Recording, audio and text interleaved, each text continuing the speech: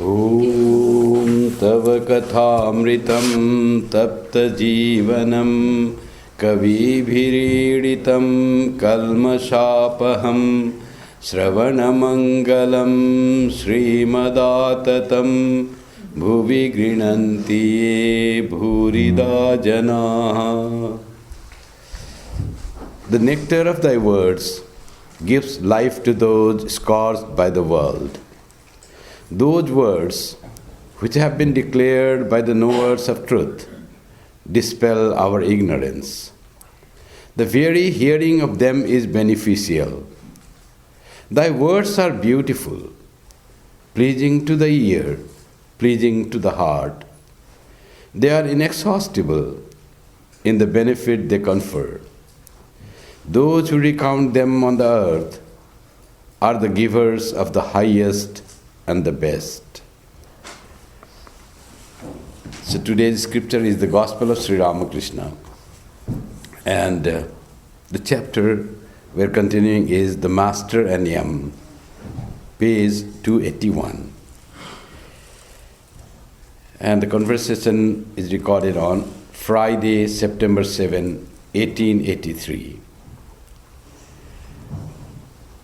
So, previous gospel class we studied that how one gentleman, Hari Babu, whom Yam had brought and praised that he's a very gentle person, he doesn't do much but he's very non-controversial, he lives in the house, doesn't do any work.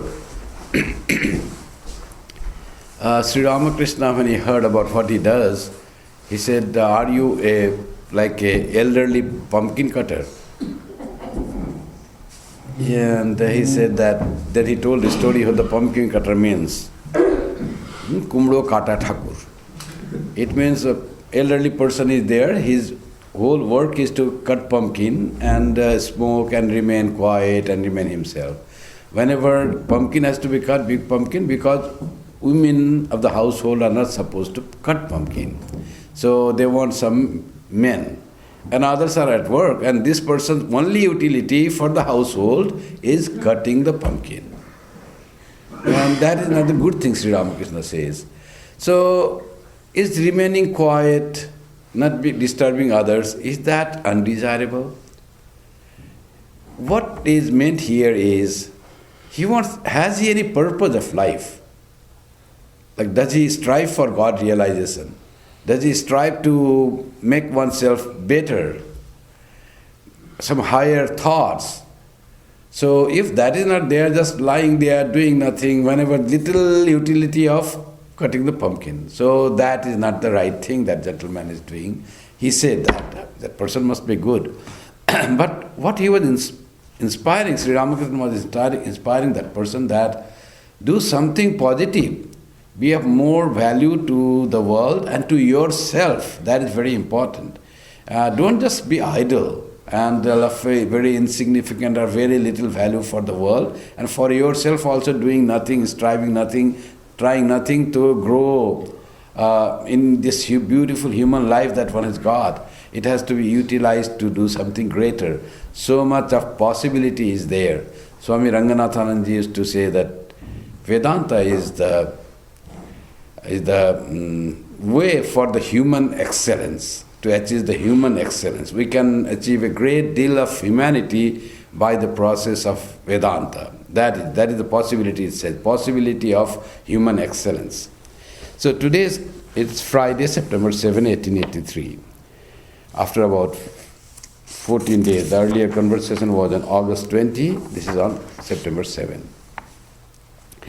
Sri Ramakrishna and Yam were talking in the master's room at 7:30 in the evening. No one else was present. So Yam must have come on Friday, you see. We are to hear his words, we so many gathered together. But time to listen from Sri Ramakrishna himself, these very words, only Yam was there. And because of Yam we get all this. If Yam was not there, we'd have lost that. We would not get. So what he said, very profound today's Swami Sri Ramakrishna's revelation of this thing. Master, the other day I went to Calcutta As I drove along the streets in the carriage, I observed that everyone's attention was fixed on low things. Everyone was brooding over his stomach and running after nothing but food. Returning from office hungry, but he doesn't mean that.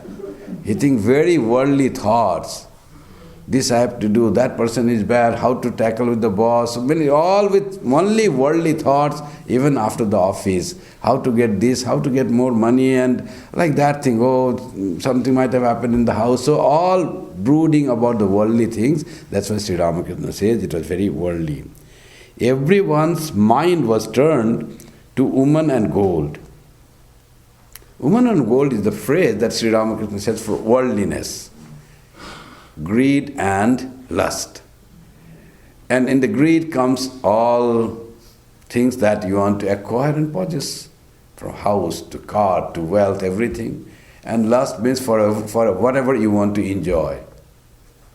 Food and nice television, movie, whatever theater, whatever to enjoy is lust, and whatever to possess is greed.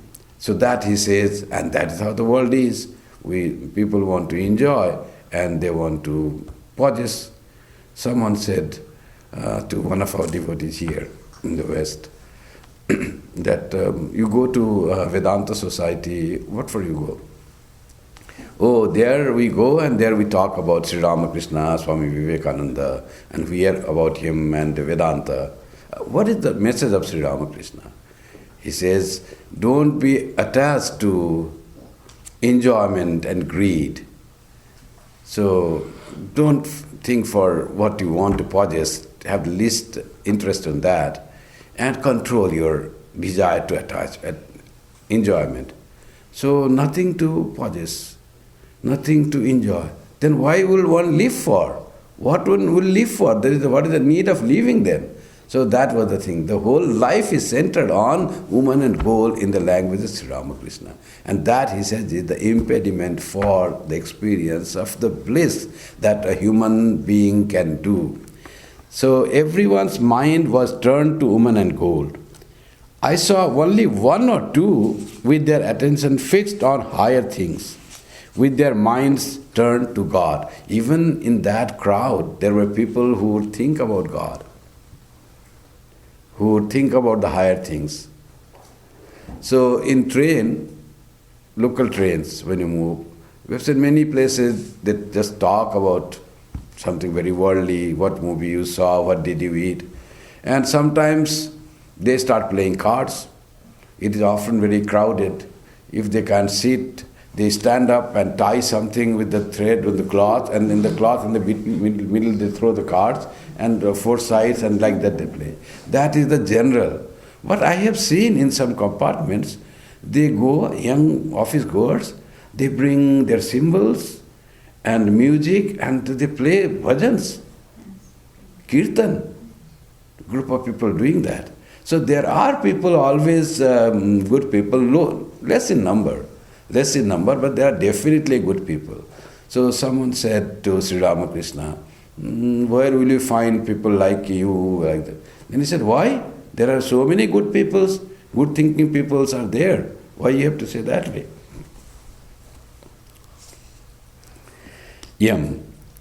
The present age has aggravated this stomach worry.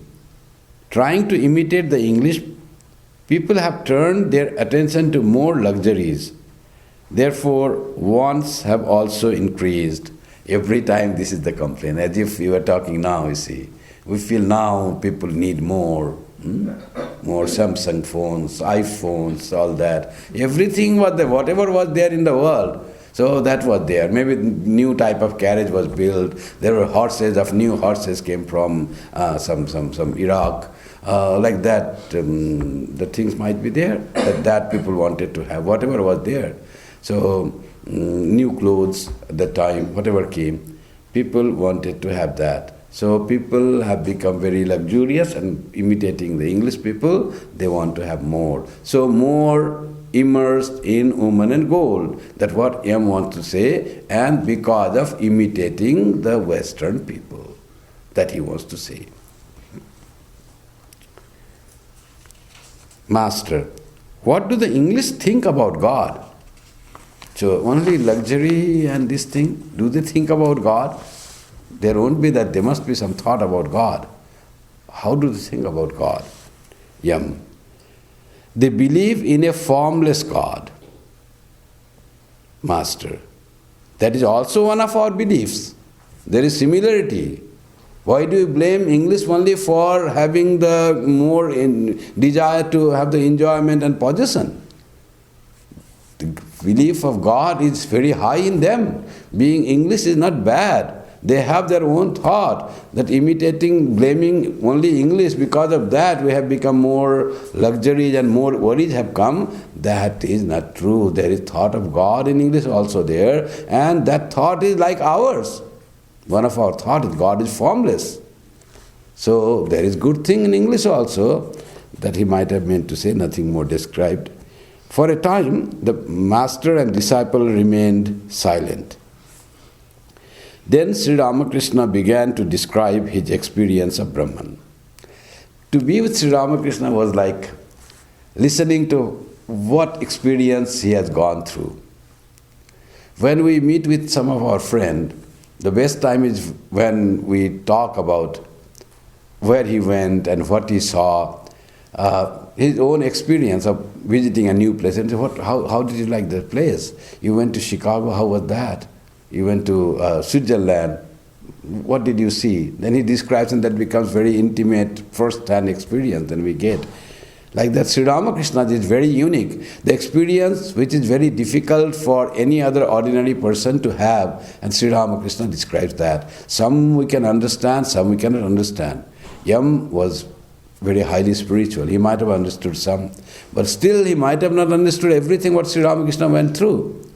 But he was so sharp-minded that he recorded everything in his mind, and then he produced this thing. And while he wrote this gospel, he used to go in meditation, and the whole scenery of the conversation used to come in front of him, and he used to just record what happened after that. He must be going to backflash and think what I said, what Sri Ramakrishna said, one after another conversation going on. Master, one day I had the vision of consciousness, non-dual and indivisible. Now, how one has the vision of consciousness? Consciousness is something that we cannot see. It is just awareness. How can you describe the vision of consciousness? The Sri Ramakrishna says, I had the vision of consciousness, some unique experience. At first, it had been revealed to me that there were innumerable men, animals, and other creatures. Among them, there were aristocrats, the English, the Muslims, myself, scavengers, dogs, and also a bearded Muslim with an earthenware tray of rice in his hand. Sri Ramakrishna is seeing the variety of people in the creation. And he himself is seeing. You see the vision. That's why he says it is undivided, indivisible consciousness. And he says all different kinds of rich and poor, good and not so good, and all different English and Muslims and Hindus, and he himself, he sees. And what happens?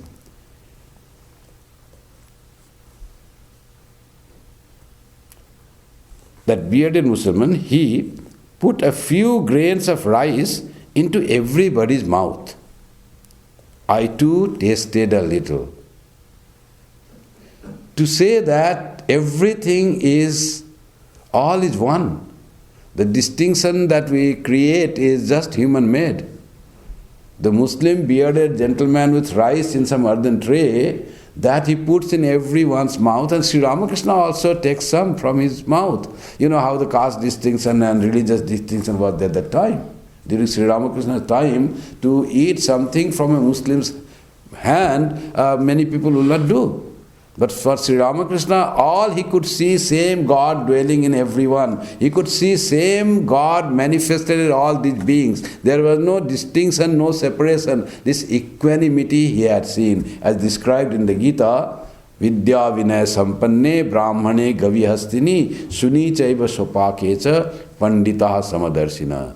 The Samadarshi Pandit, the Pandit who had established an equanimity, he sees all equal, like the wise and learned Brahmin, cow, elephant, dog and dog eater. In everyone dwells same God. So, highly educated and scholar, Pandit, wise, and lowly person who lives just for food, he sees equal. In cow, holy animal, and in dog, that is not considered holy in India, that Samadarshi Pandit will see equally them all equal. And Sri Ramakrishna, that what is described in the Gita, how Sri Ramakrishna experiences that.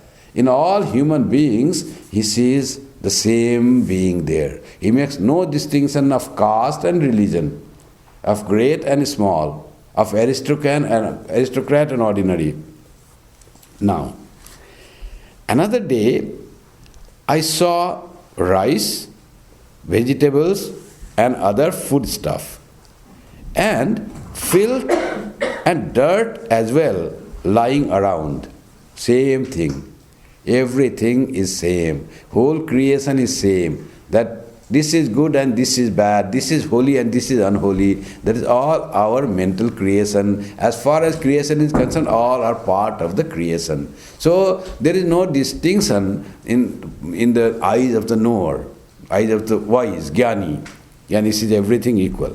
Suddenly, the soul came out of my body. How Sri Ramakrishna vision. And like a flame, touched everything. And Sri Ramakrishna is witnessing this. Something coming out of his body, it is a soul, and it is touching like a fire flame, touching everything, good and bad, vegetable and dirt. To say that there is nothing that is unequal, everything is same in the creation. It was like a protruding tongue of a fire, and tasted everything once, even the excreta. That was Sri Ramakrishna had the vision. It was revealed to me that all these are one substance with capital S. It is all one substance, the non-dual and individual consciousness. Non-dual and individual consciousness appearing as good and bad, nice flower and thorn. Holy thing, Ganga water and Narmada water. Do you remember that story? Purna Jnani comes to Dakshineswar temple. Sri Ramakrishna says, dry eyes, mango plant in one hand, asks for some food, they drive him away. They were distributing, goes to the temple and recites some mantras. And temple was shaking Sri Ramakrishna. Others could not feel. Sri Ramakrishna could feel. And he said to his attendant, that look, he is a Purna Jnani. He looks like a mad person, but he is fully aware, he is full person of full wisdom. And then attendant goes behind him and says, ask him, are you a Purna Jnani? That was the question he asked. Then he says, shh, yes. He says that, he confesses, yes. Then he started running away from this person, from who was chasing Sri Ramakrishna attendant. And then he said, hello, that's what? How can I become Purna Jnani like you? His answer was, when you feel that this holy river Ganga and this drain that is flowing into Ganga are same, it looks and feels same to you, then you will become Purna Jnani. Holy and unholy, this is your purity, this is your impurity. Take them both and give me pure devotion to thy lotus feet. Sri Ramakrishna's prayer. This is vice, this is virtue. Take them both. That is the sign of a Jnani who sees everything equally. penetrating vision is very deep. They see in the drain water also. Water as such is clear. We are reading today in the Gospel. Air is pure.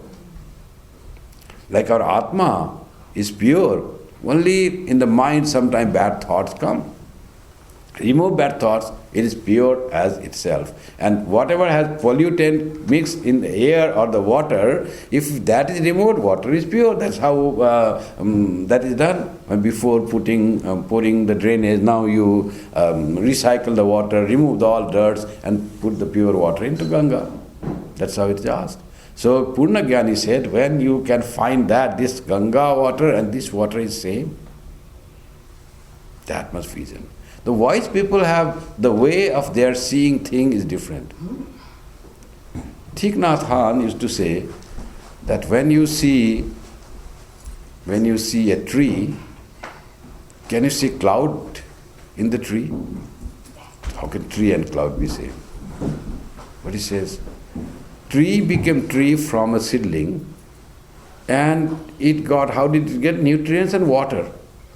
That water came from the cloud, dropped in the earth, taken by the seedling, grew up with the help of water. So this tree is water and other things. Like Swami was saying that day, this body is a food transformed. This body is food transformed.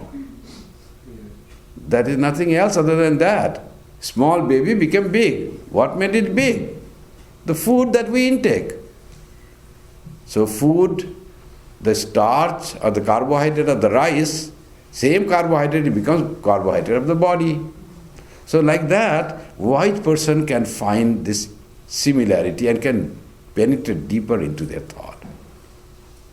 They can see life, same life in the plant and same life in the human beings and same life in other animals. Still wiser, then they can see God dwelling in all, in the tree and the plant and the human beings. Still subtler, then they see consciousness dwelling in the plants and animals and human beings. Not only that, they find consciousness dwelling in everything that is seen. Stone, river, dust. And when this consciousness is seen, this consciousness is something very blissful. Because it is our nature. Consciousness is Brahman. When that Brahman comes, Brahman can be nothing but existence, knowledge, bliss. When consciousness is perceived by a wise person, it all finds blissful state in everything. Everything seems to be joyful and beautiful to that person. Every human being becomes friendly and lovely and likable. No one is there that they will dislike. And everything is stone. That's what a beauty in this stone. Swami Ranganathan, Swami Sridharanji came and he praised Canada. Oh, your country is very beautiful. The trees and the green and sunshine and the weather. He came in summertime. He praised very much. And he said, Australia is also beautiful. But the beauty of Australia is not like your beauty. It's a rugged beauty. The rough stone, sand, and here are the trees and the rivers and the lakes. And so this beauty, and that is also beauty. Beauty is in everything. Beauty is in everything. And that person, when he can perceive the beauty or consciousness or the self or God in everything, then comes, everything brings joy to that person. Then comes Madhuvata Ritayate. This air brings us so much joy. Air itself is joyful. The plants are joyful. The herbs are joyful. Sun is joyful. And very dust of the earth is joyful. Day and night joyful. Always there is joy like Sri Ramakrishna. Daytime talking with devotees, very happy. Nighttime they are sleeping. He is happiness in bliss, roaming like a 5-year-old baby in Dakshineswar in his room. Hardly slept. So much in the state of joy used to be Sri Ramakrishna. That's how Sri Ramakrishna's vision of seeing, experiencing that everything is same. It is all, they call beset or soaked with the consciousness. Everything is soaked with the consciousness. And the example they give like Rasagulla. Rasagullas, every pore is filled with that rasa, with that syrup, sugar syrup. Every pore. Like that, everything that we perceive is filled with consciousness, with Brahman, with God. That's why so likable, beautiful. Swami, I have a question. The concept of Atma and Paramatma, is it also a non-dual concept or it is a dual? Of course, dual. Non-dual will be only Atma. Atma is Paramatma. When you go on searching, you'll find all will vanish into one existence. When you go on searching God, then you will vanish. Only God will remain. When you go on searching your Atma, then everything will merge in your Atma. Even the God will merge in your Atma. So that Atma and Paramatma become one when you seek Atma. When you seek God, yourself become merged in God.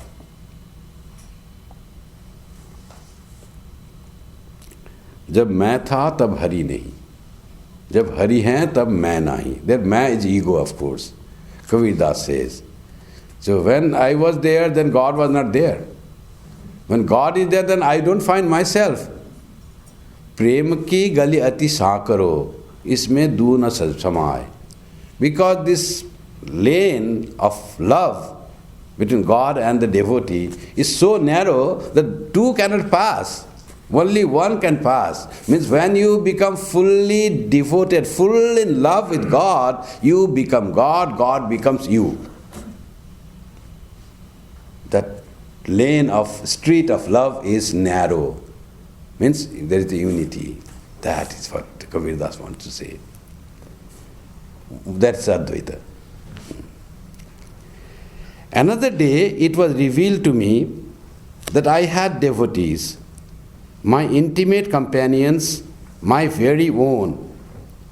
Thereafter I would climb to the roof of the kuti as soon as the bells and the conch shells of the evening service sounded in the temples, and cry out with a longing heart, "Oh, where are you all? Come here, I am dying to see you." So it was revealed to him that he will have devotees will be coming. Now he had so much of knowledge, all he attained the experience of reality through all paths in various ways. Now he wants to share that. Whom to talk those things? Now without sharing that, when you know so much, you want to share, you want to give. That happened to Buddha. Buddha had the nirvana experience of that great bliss. Now he didn't speak for a few days. But then urge came, share it. And Mara comes and said, don't try to talk about your experience to anyone. They will not understand. They will say you are fool. Keep it to yourself. Be in bliss. That much you do. Don't talk. He said, no, I will share my knowledge. That urge comes. Sri Ramakrishna also that happens. So his Divine Mother said, there will be many devotees coming and you will share your experience to them. And but it was revealed, but they were not coming. So he was waiting, people will come. But when it was revealed, he never thought that it is not true. Whatever was revealed to Sri Ramakrishna had to come true. Because it was not that's why when Naren said, oh, what do you think is figment of your mind? So because Naren said, little doubt came in him. He went to Mother Kali and said, Mother, and Naren said that what I had vision and all that, it is all because of my figment of my mind. It is all like hypnosis. And he heard Divine Mother saying, why are you worried about what Naren said? What Naren knows? He's a mere baby, he's a mere boy. What does he know? If they were not true, then how they were not real, how they come true in life? when you see someone is coming, how that very person comes first time. So then he came to Naren and said, after that, this I will not listen whatever you say, because you made me doubt. So he said to Narendranath. That was a wonderful play between this master and the disciple. So devotees were not coming. Whole day he thought he will come. Now evening, who will come in the evening? It's not 7:30 people coming that time. All here they have to come in the daytime. Evening time, where is the light? And Dakshineswara, the village, it will be dark. So nobody came. Evening arrived, conch shell blown, this bell started ringing for arati in the temples, and Sri Ramakrishna would be too much for him. He was to climb the terrace of the Kuti Badi where he used to stay. Not at the temple, the room where we go. He was to stay in the house where Rani Rasmani Mathur Babu used to stay. They had given him a room. Go to the roof and say, where are you all? Evening has come, one day gone, and you have not come. So, because it was revealed to him. I am dying to see you. It was that. When he said to Baburam Maharaj that I want to talk to Naren, he is not coming. And my heart is wringing like a wet towel. You know, towel to dry. There was no dryer and spinner that time. It was to wash with hand and then wring the towel to let the water off, squeeze it. So that was the thing. So my heart is being squeezed like a wet towel. So please go to and say to Naren. Baburam Maharaj was at night, 1:30 something. And okay, tomorrow morning we'll go and tell you. After 1 hour again, are you asleep? See, Naren is not coming, will you tell tomorrow morning? He wakes them up. That was his condition for Naren, and that was not for Naren only, that was for everyone. And this was his condition, you see. That we hear from Baburam Maharaj, he was no one to hurt. To Yam. Well, what do you think of these visions? He wants to test how much doubt he has, that what meaning he makes, M makes of this. M represents an educated, English-educated person of modern India at that time. And Sri Ramakrishna is a spiritual person holding the tradition, India tradition, Bharat as they call. So he wants to test what is the opinion of this, they used to call that young Bengal. Yam, beautiful. Yam was so poetic, you see. Yam says, God sports through you. This I have realized, that you are the instrument and God is the master.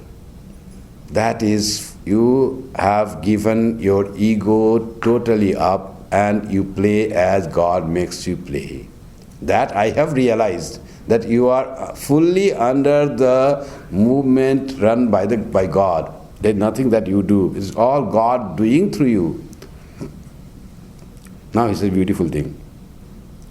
God has created other beings as if with a machine, but yourself with his own hands. He wants to make distinction between Sri Ramakrishna and others, and how poetically he says that others are put in the machine, and then the thing comes out. All human, they're human machine, mold. Put in the mold, human being comes out. But Sri Ramakrishna had to be made very perfect. So God didn't put him like any other thing, uniquely made. He himself with his own hands, God made you. So you are unique being, you are not like any other. So Sri Ramakrishna asked at one place, I don't think it may be here. So he says at one place, have you seen anyone like me?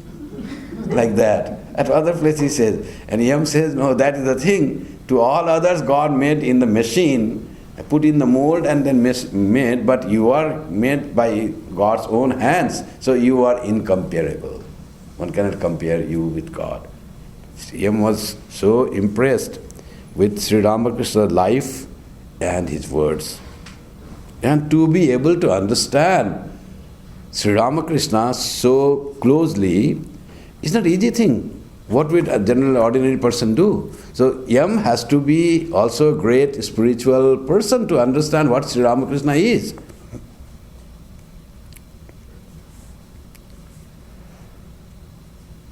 Master. Well, Hajra says that after the vision of God, one acquires the 6 divine powers. So there are some powers that divine being has. Sadeshwarya I call. That's called like lordship, strength, and fame, wealth, prosperity, and knowledge and renunciation. Renunciation is one of the Sadeshwarya, detachment. You will have everything, yet you will not be attached to anything. So this is called Shadaishwarya, 6 divine powers. Every incarnation is supposed to have that. So one who has realized God, he should have some extra power. Hajra is to say, Hajra is to go for powers. And Sri Ramakrishna says, I can't do that. Once Jesus' life was being said, and someone said, Jesus' life story came and Jesus made wine from water. And Sri Ramakrishna immediately says, oh, but I cannot do that. But I cannot do that. So that is like the miracle, you see. He will not show the miracle.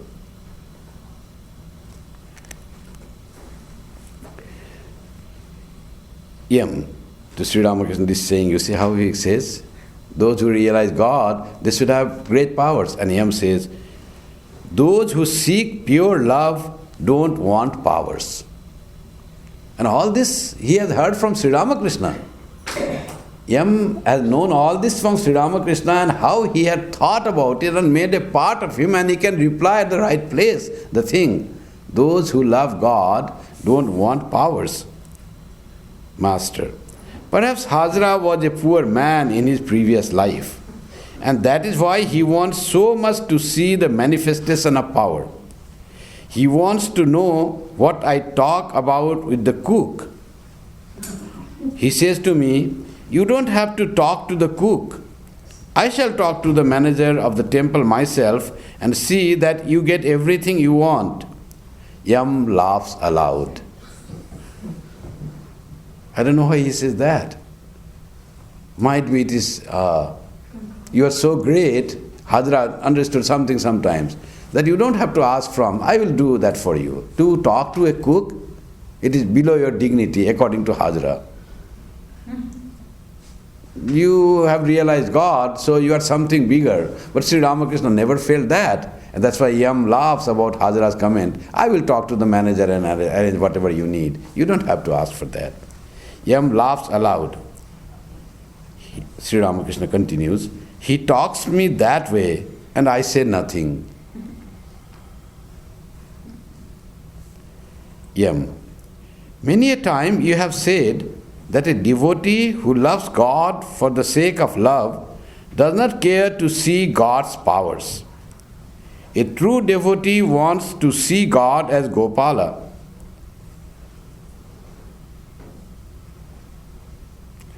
In the beginning, God becomes the magnet and the devotee the needle. But in the end, the devotee himself becomes the magnet and God the needle. That is to say, God becomes small to his devotee. When devotion matures, then all the glory and splendor of God is gone.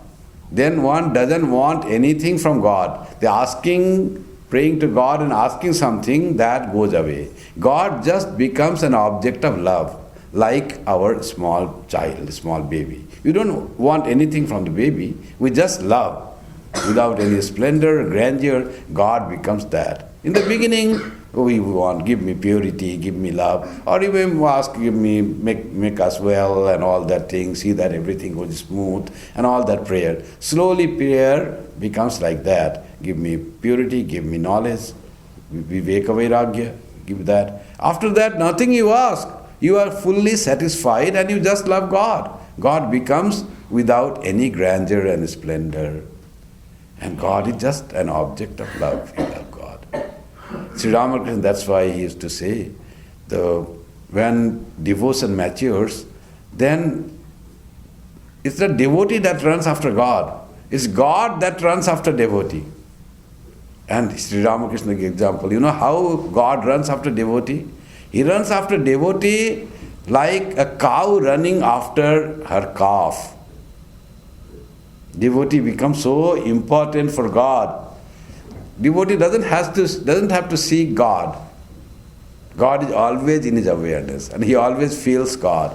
That's why Dhruva, that prayer. Dhruva says to Narayana, Lord, I see you. I'm so blessed. But why your rings are not moving?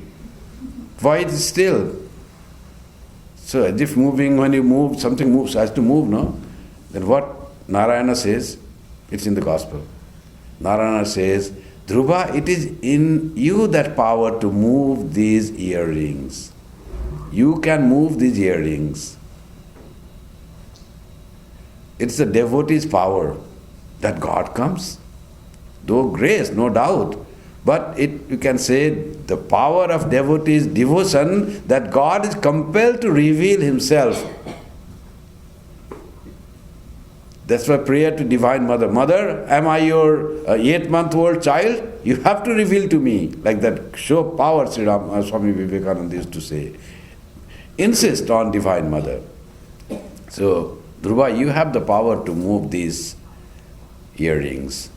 Many philosophical things. Like God reveals by the power of devotion. And if Dhruva has that, he feels that, then it will move. Everything that God does by the power of devotion of the devotees.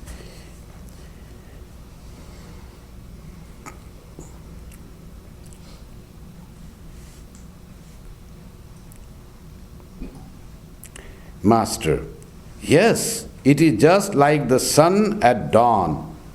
You can easily look at that sun. It doesn't dazzle the eyes, rather, it satisfies them. God becomes tender for the sake of his devotees. He appears before them, setting aside his powers. So, often one wants to see God like that. Not always in the very glorious, powerful, that form. Remember the plight of Arjuna when he saw God in the universal form. Huge, infinite, and from mouth the fire coming, and the sun and moon are like eyes, like that big, huge, and things are rushing into its mouth and being destroyed. Then he saw that Kala. And Sri Krishna says, I am Kala, here to devour everything. He wants to make Arjuna free from the fear of destruction.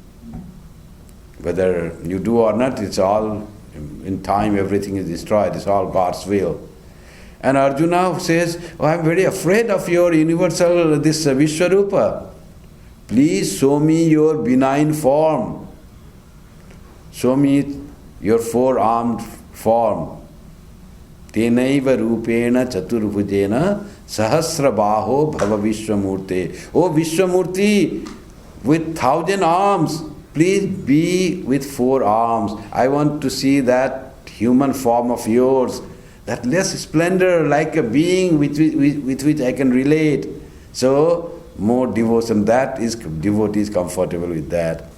So, God becomes small to his devotee. And it's like sun setting aside his powers. Both remain silent for some time. Why should your visions not be real?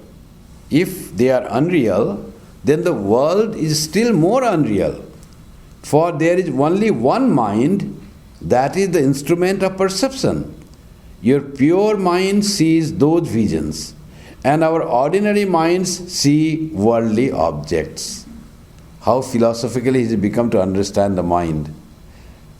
The world we say real, this is the worldly impure mind, and then it sees the things and says things are real. And Sri Ramakrishna's pure mind, and it sees in the vision and say, oh, that is hallucination. So how he could distinguish this thing? The vision of pure, strong mind has to be more intense, more clear. Sri Ramakrishna says, I see God more intensely than I see you. The vision of God is so perfect. When Raja Maharaj, someone came and they said, I think I have seen God.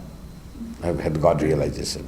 So Sri Raja Maharaj said, you are sure you see it 100%? Don't have any doubt? He said, I have little doubt, but Swami Brahmananda then laughed aloud and said, no, you have not seen God. When you see God, all doubts vanish. You cannot say, it might be vision or it's hallucination or it was real vision. Then you have not seen God. Because God vision will be so perfect, so intense, so clear that there will be no doubt that it was not God realization, God vision. Master, I see that you have grasped the idea of unreality. Well, tell me what you think of Hazra. Hazra was there, he used to talk big things, you see. Even Naren was under the grasp of Hazra. He used to like Hazra. Hazra was his ferendo, that he used to call. Sri Ramakrishna used to call, he is his ferendo. To say friend, he is a ferendo.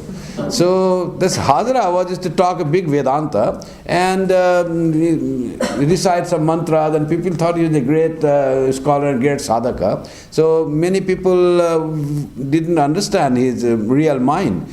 And with Sri Ramakrishna, a lot of conversation is there with Narendranath. Narendranath was very much impressed with Hazra because of his Advaitic views.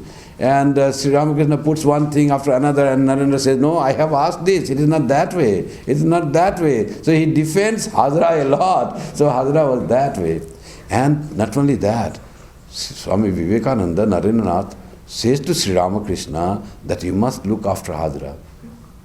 When you cannot just leave him, he might have given trouble. Hazra used to play negative sometimes. He used to say these devotees, don't go to the temple. Why should you go to the temple? It's all Advaita, all Brahman. And Sri Ramakrishna was gradually taking them to the spiritual heights, and he was trying to all distract them, devotees. But Sri Ramakrishna would not say, that's big trouble. So I kept quiet. That was always there. Sri Ramakrishna used to keep quiet. I don't know. The master laughs. Master, well, do you find me to, it is here only. Do you find me to be like anybody else? Yam was a principal carrier of the message of Sri Ramakrishna, like Narendranath. They have to understand Sri Ramakrishna as he is. Otherwise, they will not present Sri Ramakrishna in the true light, and how the world will know. That was the duty. So he wants to be sure that they understand who Sri Ramakrishna is.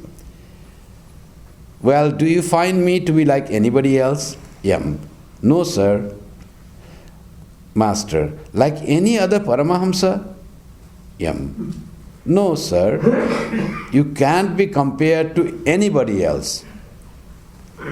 Master smiling. Have you heard of a tree called Achina? Achina means literally unrecognizable. No, sir. Tree, unrecognizable, unknown tree. Yes, there is, Master, there is a tree called by that name, but nobody knows what it is. Likewise, it is not possible to recognize you. The more a man understands you, the more uplifted he will be. How wonderful Yam starts understanding Sri Ramakrishna. Sri Ramakrishna says to Yam, for sadhana you need three things. You need to know who you are, who I am, and what is our relationship. If you know these three things, you have done. Yam was silent. He said to himself, the master referred to the sun at dawn and the tree unrecognizable by man. Did he mean an incarnation of God? Is this the play of God through man? Is the master himself an incarnation? Was this why he cried to the devotees from the roof of the kuti? Where are you? Come to me. Is Sri Ramakrishna incarnation came with a purpose to enlighten the devotees. And that's why he was very eager that all would come to him. So, like the feeling of He is not ordinary man, that is already there. So this great understanding of Sri Ramakrishna's uniqueness is there already in him. And the master becomes very happy that you can grasp the thing now. So Sri Ramakrishna says that when one becomes pure-minded, he or she understands quickly the import of the Shastras and what Shastras want to speak. You see, Shankaracharya reads the same Upanishad, how he understands. And when we read that Upanishad, if you read only Upanishad, you understand nothing. But Shankaracharya reads the same thing, he understands deep meaning in that. So it is because of the purity of thought. They can go deeper, they can find out, bring out the meaning that is hidden deep into the scriptures. So the more one is purified, his mind becomes sharp.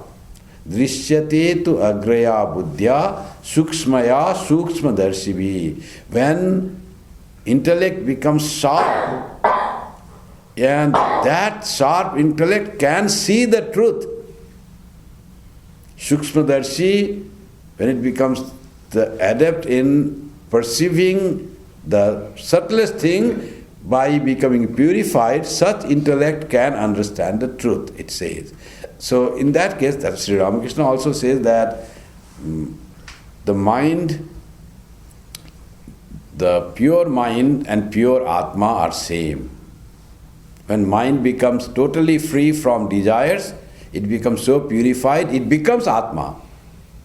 There is no difference between Atma and mind when they become pure. Mind is mind till impurity is there. When mind is without any impurity, mind is lost, only Atma remains. Mano nasa, that is one word comes. Mind is destroyed. Mind with impurity is not there. All impurities are gone. Mind becomes transparent like a blendeless, dustless glass. So you can see Atma clearly. So like that, it says that one subtle intellect can see the subtlest truth, can find. So Sri Ramakrishna also says that. Now with this we conclude today's scripture class. Om Shanti Shanti Shanti Harihi Om Tat Sat Shri Ramakrishna Arpanamastu Jananim Saradam Devim Ramakrishnam Jagadgurum Padavadme Tayo Sritva Pranamami Murmu.